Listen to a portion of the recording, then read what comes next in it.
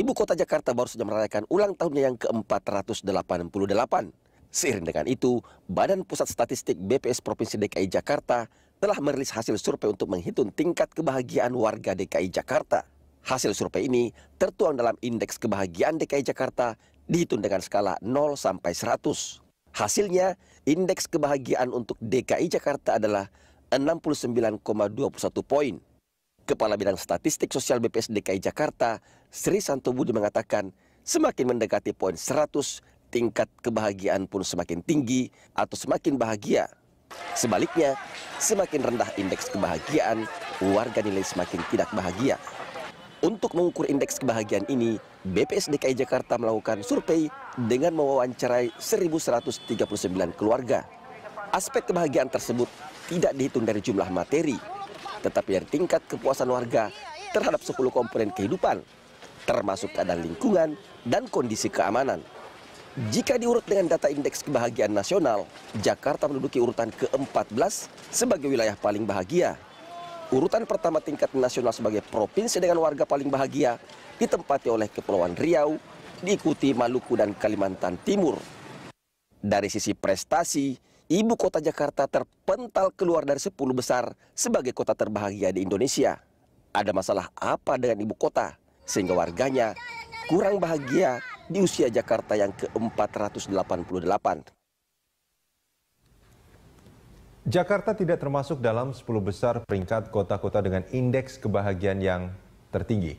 Bahkan tingkat kebahagiaan warga DKI lebih rendah daripada Kalimantan Timur. Untuk membahasnya di studio telah hadir Kepala Bidang Statistik Sosial BPS DKI Jakarta, Sri Santo Budi, dan Ketua Umum Yayasan Indonesia Bahagia, Rani Anggraini Dewi. Dan pemirsa, kami juga mengundang Anda untuk memberikan komentar lewat SMS ke 0811 833 5551 atau melalui pesawat telepon di nomor 02152 900 308 atau 021 52 900 311. Saya langsung ke Bu Sri Santo Budi yang biasa dipanggil Ibu Duduk nih. Bu, ini kalau kita bicara soal tingkat kebahagiaan, hasil surveinya itu angkanya kan rentangnya dari 0 sampai 100.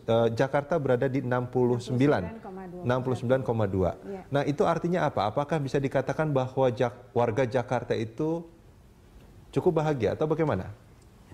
Ya, kalau kita lihat rentang dari 0 sampai 100, tengah-tengahnya itu kan ada 50. Ini Jakarta ini sudah di atas 50 ya. Yeah. Itu kita bisa mengatakan Jakarta cukup bahagia dalam sebagai hasil hitungan dari survei yang kami laksanakan. Tapi pernyataan dari survei ini bisa terbantahkan kalau nanti ada yang telepon Ibu, karena melihat Jakarta mungkin kan macetnya luar biasa. Yeah. Terus apa namanya, banyak penggusuran, banyak apalagi namanya. Ya, tawuran segala macam, itu kan nanti bisa apakah itu tidak terukur? Ya, tentu saja dalam survei ini ada perhitungan yang berbeda ya Pak ya. Tawuran banyak, macet banyak, tetapi kita ada hitungannya, aspek-aspek yang kita lihat. Ada 10 aspek yang kita lihat dalam penghitungan ini, yaitu aspek kesehatan, bagaimana kepuasan dengan kesehatan, kemudian aspek pendidikan, aspek kegiatan yang menggunakan waktu luang, bagaimana, kemudian pekerjaan, pendapatan rumah tangga, kemudian juga keadaan lingkungan. Artinya di sini lingkungan di sekitar tempat responden tinggal, kemudian keamanan, juga ada keharmonisan keluarga di sana. Keharmonisan keluarga juga ada ya. Dan ada lagi hubungan sosial. Dengan lingkungan sekitar juga. Itu ada 10 aspek ya? 10, Bapak. Dari 10 aspek itu mana yang paling tinggi dan mana yang paling tidak memuaskan? Dari hasil survei, ternyata yang paling tinggi adalah aspek di keharmonisan keluarga, Pak. Keharmonisan keluarga? Iya. Warga Jakarta harmonis-harmonis ya? Mungkin mereka sudah puas dengan keharmonisannya ya, jadi mereka menyatakan keharmonisan keluarga adalah aspek yang paling tinggi, sedangkan yang paling rendah adalah aspek pendidikan. Aspek pendidikan. Ya, kalau aspek pendidikan mungkin kita bisa mengartikan warga Jakarta masih belum puas dengan pendidikan yang mereka dapatkan, gitu ya. Adakah pernyataan dari mereka kenapa tidak puas? Itu tidak ada dalam ini dalam surveinya ya. Dalam surveinya, ya. Tapi kita bisa kurang lebih menginterpretasikan seperti itu.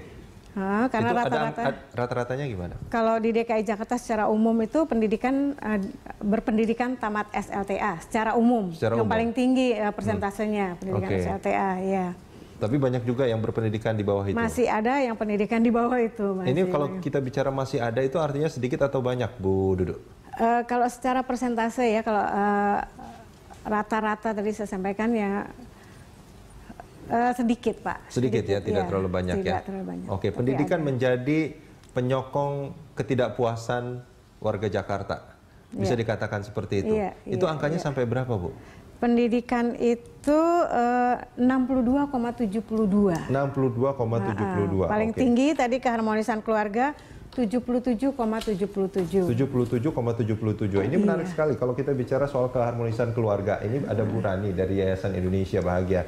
Bu Rani, ini hasil survei ini kalau kita melihat dari angkanya memang di atas rata-rata. Rata-rata kalau 0 sampai 100, ada tengah-tengahnya 50, ini ada di melebihi itu gitu. Tapi kalau dari itu hasil survei akademis. Tapi kalau dari kasat mata, dari kehidupan sehari-hari, apakah ini bisa dinyatakan sama hasil survei dengan apa yang terjadi secara realita menurut Ibu Rani? Iya, saya ingin merujuk ke dikatakan yang baru dari Ibu Dudu. Kalau dari dikatakan tadi bahwa keharmonisan rumah tangga itu menunjukkan yang tertinggi ya. Iya. Itu kan memang kebahagiaan itu dimulai dari dalam rumah. Betul. Nah, jadi untuk warga Jakarta, sebetulnya tidak hanya warga Jakarta, pada umumnya kebahagiaan itu masih lebih banyak bersumber dari keluarga. Nah, khusus untuk warga Jakarta, mungkin juga untuk skopnya luas, itu pemerintah belum banyak memberikan sumbangan untuk kebahagiaan. Oke, bisa diartikan seperti itu ya? Belum memberikan sumbangan yang banyak atau berkontribusi terhadap pencapaian kebahagiaan warga Jakarta. Dan kebahagiaan itu kan sifatnya sebenarnya abstrak. Oleh karena itu dalam pengukurannya semua hal-hal yang sifatnya bisa diukur.